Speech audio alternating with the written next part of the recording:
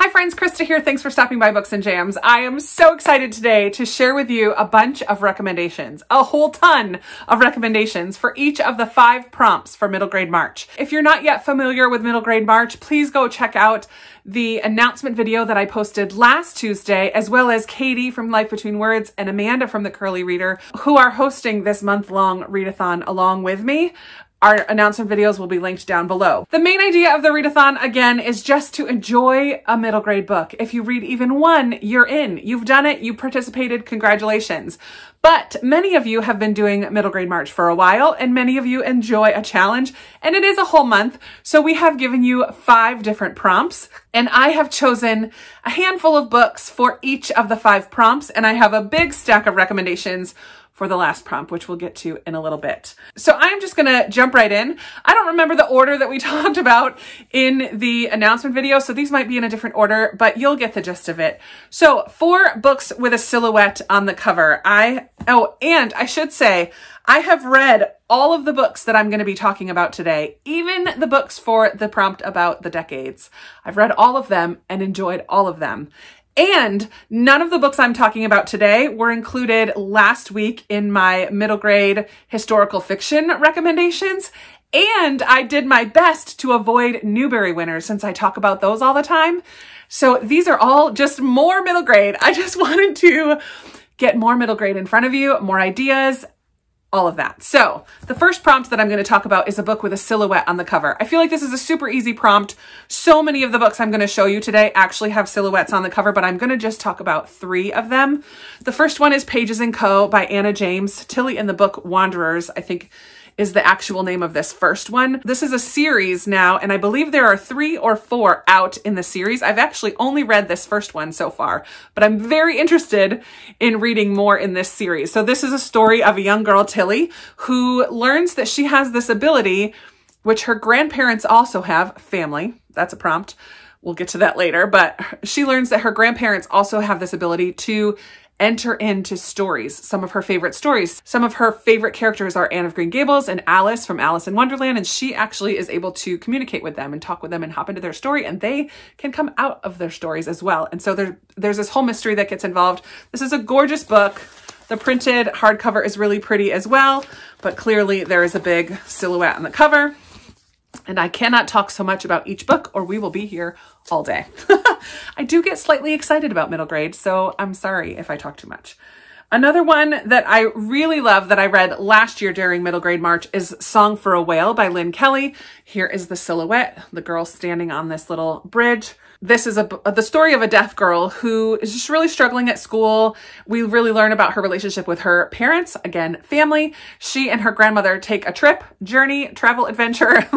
That's another prompt. Lots of overlap today that we're going to have because she learns about this whale who cannot communicate with his pod because he sings at a different tone than the rest of the whales do in his pod. So she wants to try to help this whale learn how to communicate with the rest of the whales. So beautiful story. So cool. Young girl interested in tech.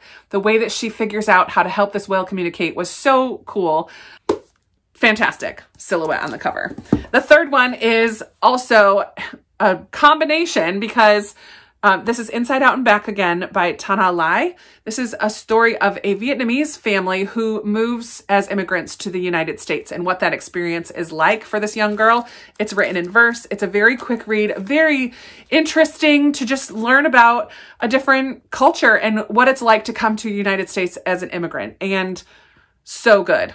So good. I really want to read. This is the only book so far that I've read from this author, and she's got a couple middle grade books that I'm very interested in, and I think all of them may have silhouettes on the cover. So yeah, if you're interested in a diverse pick or a book in verse, family, travel, silhouette, you can knock out a bunch of prompts with just the one. Okay, how about some fairy tale-ish types of books? Some of these are direct fairy tale retellings, some of them are not. So let's just talk about them. The first, I have another series, The Land of Stories. This is about a brother and sister who are given a book by their grandmother that is called The Land of Stories, and they have the ability to travel into this book, and we have a combination of a whole bunch of fairy tales. So there's like Red Riding Hood's kingdom, the Northern Kingdom is Cinderella's land, Charming Kingdom is Cinderella's, the Dwarf Forest, the Corner Kingdom. Yeah, so there's all these different kingdoms. So all the fairy tales kind of exist in this one world. It's a really great, fun series. And I've read the first 2 and I think there are 6 in the series. So I have quite a ways to go. Another fairy tale retelling is The Goose Girl by Shannon Hale.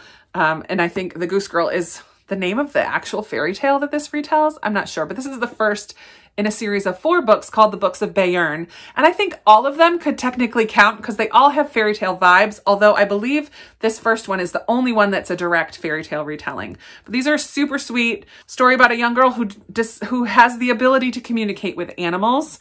I love this series so much. And this is kind of a crossover series. I think as the series goes on, it's more maybe young YA, older middle grade, but definitely can still be considered middle grade at this first book. So that's a fun fairy tale retelling. And then the third one is not so much fairy tale retelling, but it does involve a lot of Chinese folklore, which I think is kind of a cool, and it does have a fairy tale vibe. There's dragons, there's this man on the moon who is supposed to be super wise, and you can ask them one question and get the answer to it. So this is this tale of a young girl who goes to meet the man on the moon to ask a question to help her family. So again, we have a family as a strong element. We have travel and adventure, and it is a fairy tale / folklore, fairy tale vibes for sure, and based in Chinese folklore. So that's very cool. Lots of storytelling in this one. Excellent, excellent book. I can't wait to read more from Grace Lynn. Did I say that? It's Where the Mountain Meets the Moon from Grace Lynn. Sorry if I didn't say that. Okay, family. I've already mentioned quite a few that have family at the forefront, but I have 3 more, and you will probably not be surprised by any of these choices. And because I had so many others that also overlap with family, I couldn't resist just one more time encouraging you to pick up The Vanderbeekers of 141st Street. This is about a family who lives in Harlem, and we follow the sibling group, I think of 4 kids. In this first book, their landlord, who lives on the 3rd story of their brownstone in Harlem, has given them kind of an eviction notice, and the kids scheme and try to come up with a way to get their family to stay because they love where they live. So very sweet set of siblings. And another sibling group that I just love is the Penderwicks. And this is the first one, A Summer Tale of 4 Sisters, 2 Rabbits, and a Very Interesting Boy by Jean Birdsall. I just finished the series finally last month and really, really enjoy the whole series. Books 2, 3, and 4 are actually my favorite, but I think 1 and 5 are also super sweet. So if you haven't yet read the Penderwicks or the Vanderbeekers, please do. And then one of my favorite reads from last year, totally separate from those, which are more on the sweet side of things, very heartwarming, give them a hug. This one deals with a lot deeper issues because it deals with childhood sexual abuse, attempted suicide, but we follow 2 sisters in this one who have to leave their home and go to a foster home because of this situation that's horrifying. It's very heavy, but it's also done in such a gentle and hope-filled way. And the sisters' relationship in here is what makes me talk about this for this family prompt, because their relationship is so strong and so beautiful in the midst of all of this turmoil and trauma that's going on around them. Really, really beautiful. Totally different vibe from these 2, but still so good. And it matches my shirt today. How lovely. All right, let's talk about books that have travel or adventure. Again, I already mentioned a couple, but I have a few more to tell you about because I just love them so much. The first one I just hauled, well, I'm going to be hauling in a video coming up. So spoiler alert, I have The Night Diary by Veera Hiranandani. And this takes place in India, Pakistan, and we follow the journal entries, diary entries of a young girl who lives in Pakistan, but this takes place at the time when Pakistan separates from India. Because of this family's religious beliefs and orientation, they make the choice to leave where they live to move to the India side of things. Very interesting, heartfelt, just learning about, again, a different aspect of the world that I'm just not as familiar with, and I think it's done really, really well. So that's The Night Diary, and they are traveling from Pakistan to India, which at the time of this, that line is just being drawn. Dangerous, dangerous situation as well. Another one that I read last year and absolutely loved is Lion, A Long Way Home by Saru Brierley. This is about a young boy in India who gets separated from his brother and ends up living on his own in Mumbai for a couple days and ends up eventually becomes adopted by a family in Australia. They are a wonderful family who help him write down all of his memories. He's only 5 at the time when he gets adopted. He's so young. And they help him as much as they can with language barriers and stuff to write down and keep track of as many memories as he can. As he gets older, he uses Google Earth to try to track down his birth family and where he grew up, where the beginning of his life happened. So there's a lot of travel in this book, from his home in a small village to the big city, and then from the big city to Australia, and then from Australia back to India. And it's a stunning example of how technology just helped him do something that's super cool. There is a movie made of this one, and it's so good. It's so good. The little boy who plays him as a little tot, I mean, that's the little boy from the movie. He just ripped at my heartstrings. I was weeping. I was weeping for this whole movie and for the book. So it's written from Saru Brierley, who is the man in the story. So good. And then 2 other favorites that involve a journey and have actually the word journey in the title is The Miraculous Journey of Edward Tulane by Kate DiCamillo. This is one of my favorite Kate DiCamillo books about a China doll bunny who gets separated from his family. And at the beginning of the book, he is quite arrogant and proud. And as he takes a literal journey, his personality takes a journey as well, and he changes throughout the book, and it's quite lovely, quite lovely. And then finally, I need to get that sticker off. I have, for this category, The Remarkable Journey of Coyote Sunrise by Dan Gemeinhart. Fabulous story about a girl and her single dad, which is also family, plays a big part in this. They live in a converted school bus and kind of travel around. They're very free-spirited. She learns that a park from their hometown in Washington is going to be like turned into a development of some sort, a plaza or a parking lot or something. And she's devastated by this and wants to go back and try to stop it, but her dad does not want to go home. And you learn the reasons why and all this stuff. But she kind of manipulates her dad, if you will, to head in that direction in hopes of at some point convincing him that they need to go home.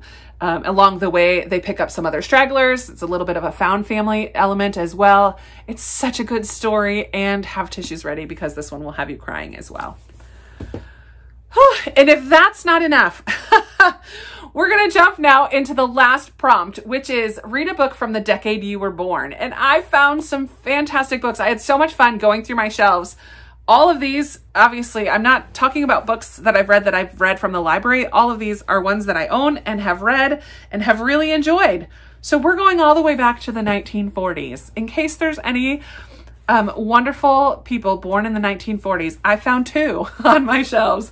The Swiss Family Robinson. I don't remember reading this, but I'm nearly positive that this is one that my parents read aloud to us as kids. I know enough about the story, and I can't remember if that's because of the movie or because of being read this book when I was young. But this is by Johann Weiss, about a family who has to survive on an island because of a shipwreck. Super fun. This was, well, I'm not going to say the published dates for all of them. So yeah, this one was written in the 1940s. And also many of the Betsy Tacy series were written in the 1940s. I don't own the whole series yet, but I do have Heavens to Betsy and Betsy in Spite of Herself. And both of these were written in the 1940s. And I think some later in the series might be in the 50s. I don't know exactly the publishing dates of all of the series, but if you haven't yet read the Betsy Tacy series, it's lovely by Maud Hart Lovelace. And would be a fantastic read for middle grade March. Moving on to the 1950s, I have 2 choices as well. And both of these are pretty popular reads, I think, but still there are those who have not read them. And these also would make great rereads if it's a book that you haven't read in a long time. So in the 1950s, we have the awesome Charlotte's Web by E.B. White. This was a favorite of all time for me when I was growing up, and the first book that I can remember that made me cry. I cry all the time at books now, but this, I believe, was the first book that I read on my own that made me cry. So good. About a pig and his owner, Fern, and a spider named Charlotte. So good. Also in the 50s is the Fun Pippy Longstocking by Astrid Lindgren. This is a book that's written in translation. I want to say that this was originally written in Swedish. I don't remember, but Pippi Longstocking is a precocious young girl with red pigtail braids that stick out straight from her head and owns a horse that comes into the house. She kind of lives on her own. Her dad is a pirate, or so she says, and it's just about the antics that she gets up to with her two neighbor friends. Super cute, fun story. In the 1960s, there were some great choices. Harriet the Spy is one that I just recently read either last year or 2 years ago in middle grade March. This is by Louise Fitzhugh, and it's about Harriet, who has this spy notebook, and she just writes down all these facts about everybody that she knows and sees, and she kind of like climbs up trees to listen to conversations and writes down all of her observations, although this does come to kind of bite her in the butt at some point, and how does she handle that? Cute story. I really enjoyed that one. Roald Dahl wrote quite a few books that came out in the 1960s, and I'm just grabbed one of them, Charlie and the Chocolate Factory. Such a fun story about a young boy and his grandpa family who win a golden ticket to go and check out the Willy Wonka and his chocolate factory, and all of the different rooms and situations that happen at the chocolate factory. Super fun. Popular story. You probably know the tale, but have you ever read the book? Roald Dahl has quite a distinct sense of humor that shows up in his books, and some people really love it and others really don't. I was a huge Roald Dahl fan when I was a kid, so these were some of my favorite reads for sure. And then one more heartfelt emotional read from the 1960s by Wilson Rawls is Where the Red Fern Grows. Also has a silhouette on the cover. This is about a young boy and his dog. And it's a sad one, so you can make your own presumptions about how this one is going to end. But yeah, really, really good story as well. The 70s is my decade. I was born in the 70s, and I purposely tried to avoid Newbery Medal winners. And I realize now, looking up, I have one coming up, but I was very surprised when I looked at the Newbery list for the 70s that these two books were on it, because I didn't realize they were quite as old as that. But The Westing Game by Ellen Raskin is a super fun mystery set in this like apartment tower or condominium tower, and their landlord who owns it. So all the people in the building get involved with this mystery, and that we follow in particular a young girl who is trying to solve this mystery as well. Really, really fun mystery. If you want one for like March Mystery Madness, this might be a good pick, especially if you're a 70s baby like me. Also, Bridge to Terabithia by Katherine Patterson. This book stomps on my heart just a little bit.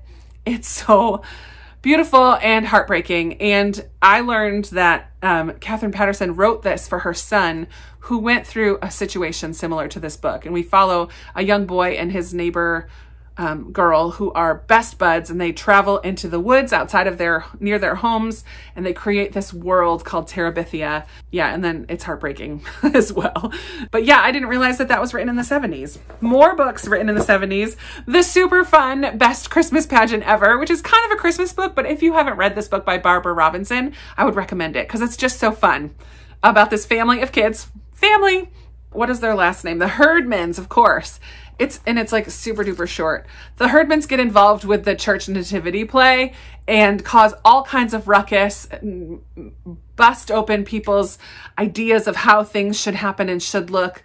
But in the end, it's just very heartwarming and sweet and tells the true story of Christmas. And it's really lovely. And I just think this is so fun. And it happened, and it was written in the 70s. Another one that I didn't hear about and know about until BookTube. I believe Katie might have even told me about this one. This is Mandy by Julie Andrews Edwards. Yes, that Julie Andrews, Dame Julie Andrews Edwards. And this is the story of Mandy, who is an orphan, and she kind of escapes from the orphanage grounds at one point and finds this cute little cottage that seems to be abandoned, and she makes it her home, and she kind of reinvigorates and brings life to this little cottage and redoes the garden and cleans it all up and makes curtains for the windows and such. Obviously, it's not a completely abandoned cottage, and she's a bit surprised when she learns that, but it's just a lovely story, very heartwarming, and I am so glad that I read this book, and I had never heard of it before. So that's fun. One that I read in college for a children's lit class is Tuck Everlasting by Natalie Babbitt. This is my copy from when I was in college, and it's pretty beat up now. But in this one, we follow a young girl who, outside of her house where she lives with her cranky aunts, there is a spring that apparently gives you eternal life. She meets this family who live down near the water. Oh, look, there is a silhouette on this cover too. And gets involved with them. And there's a man, an evil man, who's trying to get control of everything and figure out what's going on and secrets. And it's another short little book, but I really loved this one and read that for college. I was very surprised to learn that this book, Where the Sidewalk Ends by Shel Silverstein, came out in the 70s. What? I did not know that. But this is a book of poetry. So if you're looking for something different for middle grade March, this is Shel Silverstein and his snarky, silly, somewhat ridiculous poems. Lots of fun. I would highly recommend reading some Shel Silverstein poems if you haven't already. Some of them are like gross humor. Some of them are just slapstick. Some of them are just silly, ridiculous. He's so much fun. So I would definitely recommend this book as a book of poetry. Loved it back in the day. Haven't read that in a long time. Maybe I'll bust that out. Okay, whew, we need to keep going. We're into the 80s now. I gotta tell you, the 80s were a little bit hard to find books. I think in the 80s is when Babysitter's Club and Sweet Valley High, all of those books had like their big not resurgence. They had their big like debut in this decade. And that is a lot of what people were reading. But I did find a huge amount of the Beverly Cleary books were published in the 1980s. And this is what I was reading in the 80s. I was like 4 to 14 in the 1980s. And I just loved Beverly Cleary. I would go get them by the handful from the library. This is one of my favorites, Ramona Quimby, age 8. We follow, in a lot of them, Ramona and her sister Beezus and their family. So again, that family focus. Beverly Cleary was a huge favorite of mine when I was younger. I have another Roald doll, and this is my book from when I was a kid, because this was my favorite Roald doll. And it has my name in there from when I was little, The Twits, about this husband and wife who are horrible to each other and play very mean practical jokes on each other. And I just thought it was hilarious when I was a kid. So ridiculous, but so fun. And the last one for the 80s is Howls Moving Castle by Diana Wynne Jones. I read this the first year of middle grade March, and this is about a moving castle. We follow Sophie, who is the eldest in a family of girls who tries to go seek her fate or something and gets cursed by a witch and is forced to become an old lady. And she's cursed to become an old lady.